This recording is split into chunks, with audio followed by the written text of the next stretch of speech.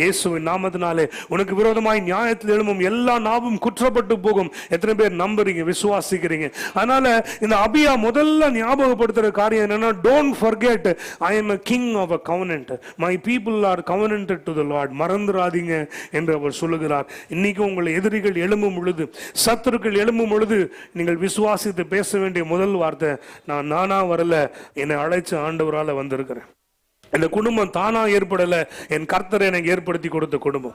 இந்த பிசினஸ் தானா வரல, என் கர்த்தர் கட்டி கொடுத்த பிசினஸ்.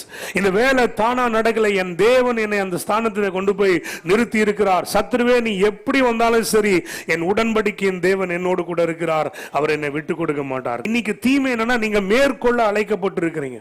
அப்ப சத்துருக்களை பார்த்து சோர்ந்து போக கூடாது. சோர்ந்து போகாம இருக்கிறதுக்கு நீங்க செய்யற முதல் காரியம் தான் ஆண்டவர் அழைக்கிறார்.